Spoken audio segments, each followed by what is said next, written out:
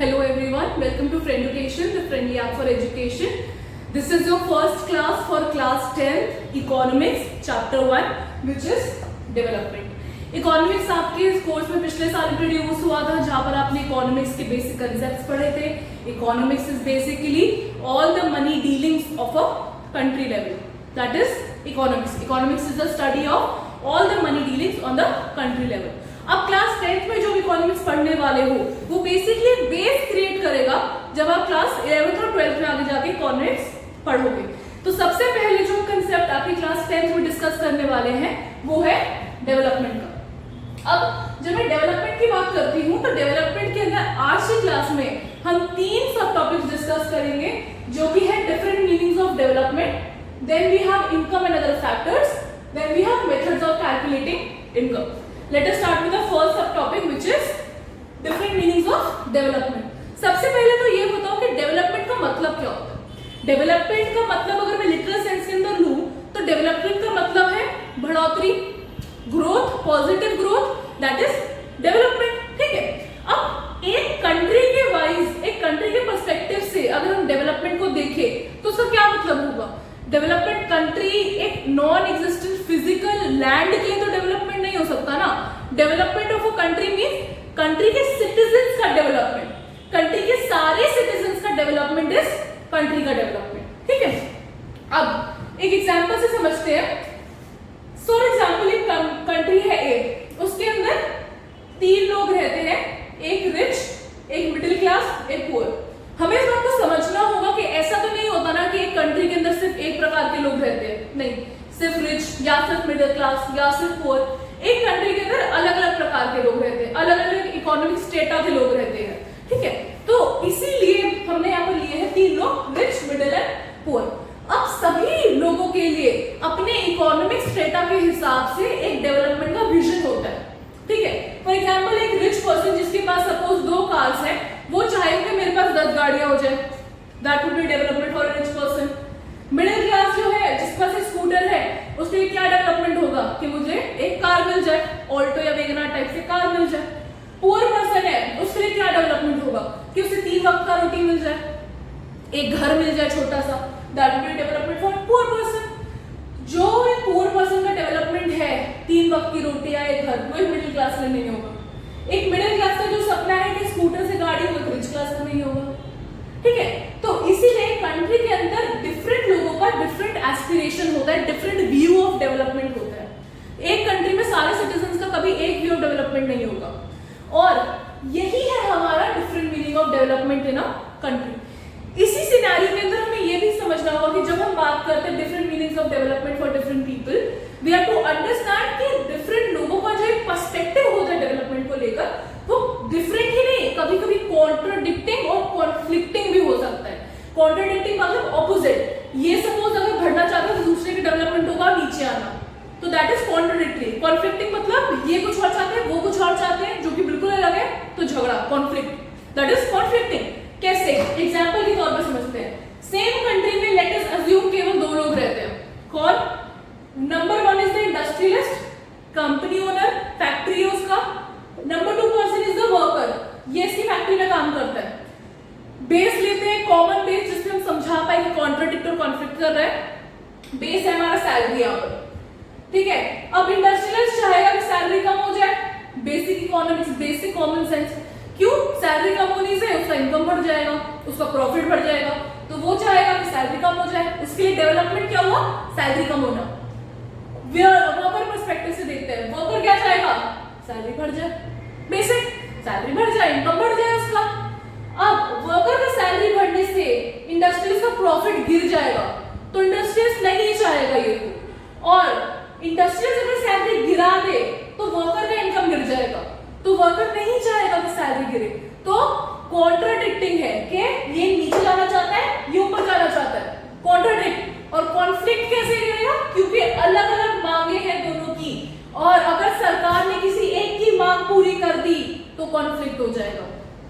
इसीलिए different meanings of development for different people can be contradicting and conflicting, and this is the first subtopic of the chapter, development.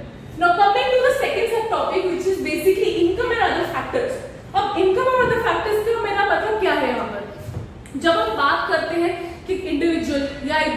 That country का development हो रहा है। किस base पे हम बोलते हैं डेवलपमेंट हो रहा है? यूं तो नहीं बोल सकते ना हवा में कि हाँ डेवलपमेंट हो रहा है या डेवलपमेंट नहीं हो रहा है। एक बेस पे हम बोलते हैं कि हाँ डेवलपमेंट हो रहा है या नहीं हो रहा है या हो चुका है। तो वो बेस क्या है? वो बेस है इनकम एंड अदर फैक्टर्स। कैसे? इनकम और अदर फैक्टर्स को किस हिसाब से लिखते हैं? सबसे इंपॉर्टेंट फैक्टर होता है हमारा डेवलपमेंट देखने के लिए इनकम, दूसरा इंपॉर्टेंट अदर फैक्टर्स। ठीक है, अब ऐसा क्यों है कि हमने अदर फैक्टर्स में क्या आता है पहले ये भी बताती हूँ। हेल्थ केयर, एजुकेशन, ठीक है, उसके बाद क्या आ सकता है? पब्लिक फैसिलिटीज कितनी मिलती है, ठीक है, पब्लिक फैसिलिटीज। उसके बाद we can talk about food, housing, ठीक है, we can talk about dignity, respect. Dignity और रिस्पेक्ट की क्यों बात कर रहे हैं? फॉर एग्जांपल इंडियन कंटेक्स्ट में देखें तो we have read in last year poverty वाला चैप्टर, सोशली एक्सक्लूडेड, सोशली जो इनको एक्सक्लूड करते थे, socially excluded class, vulnerable class. ये क्या होती है क्लास? जो बेसिकली अनटचेबल ट्रीट की जाती है।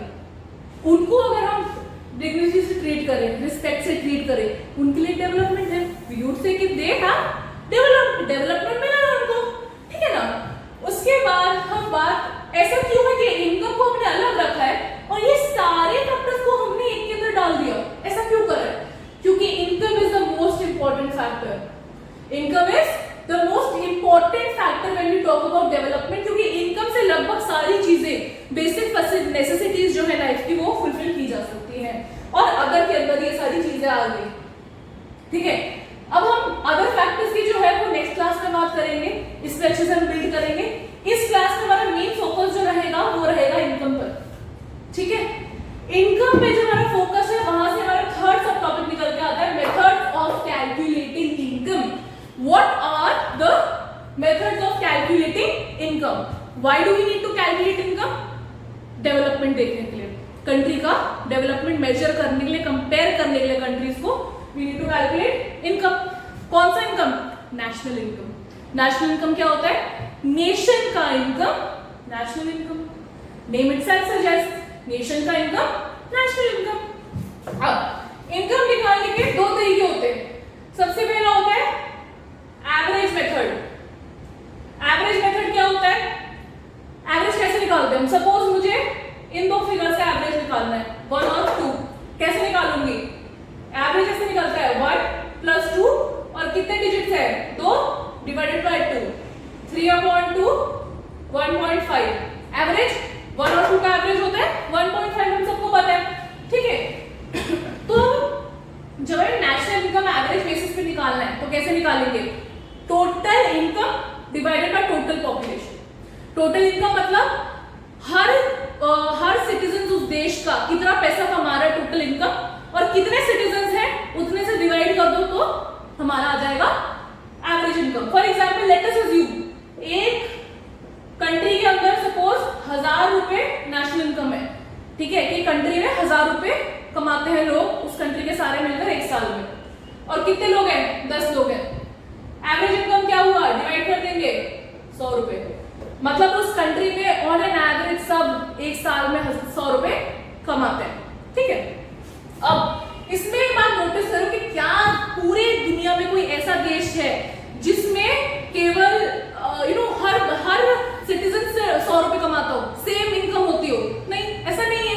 क्यों? क्योंकि इनइक्वालिटीज होती हैं, सबका प्रोफेशन अलग होता है, क्वालिफिकेशंस अलग होती है, जिसकी वजह से इनकम अलग होता है, तो इनकम से नहीं हो सकता। This is the reason why average income method is not used on international level, not used to compare countries, क्योंकि उससे एक ऐसा फिगर मिलता है जो प्रैक्टिकली पॉसिबल ही नहीं है। एवरेज इनकम जैसा कंसेप्ट है ही नहीं इस वर्ल्ड के अंदर, और हमें इससे इनइक्वालिटीज ही नहीं पता चलती कि एक देश के अंदर कितनी इनकम कमाने में इनइक्वालिटीज है, कितना गैप है बिटवीन रिच एंड पुअर, वो हमको इस मेथड से नहीं पता चलता। तो इसलिए इस मेथड को हम केवल पढ़ाते हैं, इसका कोई भी यूज नहीं है when we talk about calculation of national income या comparison of countries। इनकम का जो हम मेथड यूज करते हैं उसको हम बोलते हैं पर कैपिटा मेथड।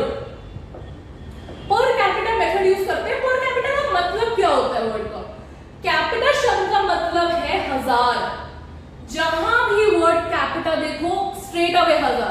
जैसे डेकेड का होता है अपना 10, फिर सेंट का होता है 100, तो कैपिटा शब्द का मतलब होता है 1000। तो पर कैपिटा का क्या मतलब हो, पर 1000। पर capita method, per capita income would be पर 1000 लोगों का इनकम। अब वो हम कैसे निकालेंगे कि वी आइडेंटिफाई, तो 100 1000 लोग पकड़ते हैं, उसका इनकम निकालते हैं। उससे क्या पता चलेगा हमको कि इनइक्वालिटीज कितनी है। फॉर एग्जांपल मुंबई की अगर हम बात करें, जहां अंबानी रहता होगा, वहां का पर कैपिटा इनकम 100 करोड़ में आता होगा कहीं, ठीक है, लेट अस अज्यूम 100 करोड़ आ रहा है। और बिहार की स्टेट की हम बात करते हैं, झारखंड की स्टेट की बात करते हैं, जो बैकवर्ड स्टेट्स है, वहां की हद से हद 1 करोड़ 1000 लोगों का इनकम एक साल का। तो ये इनइक्वालिटी पता चलता है, गैप पता चलता है। इसीलिए हर UN body, world bank, IMF, जितने भी इंटरनेशनल ऑर्गेनाइजेशंस हैं, सब जो है वो पर कैपिटा इनकम देखते हैं when we talk about comparing of states या कंट्रीज, टू सी कि डेवलपमेंट हो रहा है एक्चुअली में, नहीं हो रहा है, ठीक है। तो दो मेथड, एक एवरेज, दूसरा पर कैपिटा इनकम। और इस सब को हम लोग नेशनल इनकम के तौर पे करते हैं। जब हम नेशनल इनकम को एक बेस बनाते हैं, तो कंट्रीज का किस हिसाब से डेवलपमेंट होता है, on the base of national income को अगर हम बेस बना के चलेंगे, तो जो कंट्रीज हैं उनको 3 में डिवाइड किया जाता है, ठीक है। एक हो गए डेवलप्ड कंट्रीज, एक हो गई डेवलपिंग कंट्रीज, ठीक है, और एक हो गई अंडर डेवलप्ड कंट्रीज। ये 3 हमारे क्लासिफिकेशन आते हैं जब हम नेशनल इनकम के बेस पे बात करते हैं। डेवलप्ड कंट्रीज वो कंट्रीज जिसपे डेवलपमेंट हो चुका है, people are having good lifestyle, good income, that is developed countries. Developing countries जहां पर अभी डेवलपमेंट का प्रोसेस चल रहा है, that is developing. US, India. Under developed countries जिसमें डेवलपमेंट अभी नहीं हुआ है, they are lacking behind in development. Africa की बहुत कंट्रीज इसके अंदर आ सकती है। वी कैन टॉक अबाउट, अभी मुझे एग्जांपल याद नहीं आ रहा, लेकिन यस, अफ्रीका में काफी कंट्रीज है जिसको अंदर हम इसमें ले सकते हैं, ठीक है। तो इन कंट्रीज के जब हम बात करेंगे इकोनॉमिक बेसिस पर, नेशनल इनकम के बेसिस पे ये डिवीजन होता है, ठीक है। अब नेक्स्ट क्लास में जो हम पढ़ेंगे वो हम अदर फैक्टर्स के बारे में पढ़ेंगे कि अदर फैक्टर्स कितने इंपॉर्टेंट है when we talk about measuring development. और कंट्री का बेसिस क्या सिर्फ इनकम के बेसिस पे डिवीजन होता है, अदर फैक्टर्स के बेसिस पे कोई डिवीजन होता है या नहीं, अगर होता है तो क्या होता है, वो हम अगली क्लास में पढ़ेंगे। आज क्लास में हमने क्या किया, different meaning of development for different people, और वो कॉन्ट्राडिक्टिंग और कॉन्फ्लिक्टिंग हो सकते हैं। Then we read about income and other factors. Income के बारे में बात की थी average method, per capita method, ठीक है। उसको हम लोग नेशनल इनकम में कन्वर्ट करते हैं, तो फिर हम लोग कंट्रीज का डेवलपमेंट करते हैं, बेसिस ऑफ डेवलपमेंट देखते हैं। So this was the first class for the chapter development, chapter 1 of economics, class 10. Thank you for watching this video and looking forward to you in the next video. Thank you.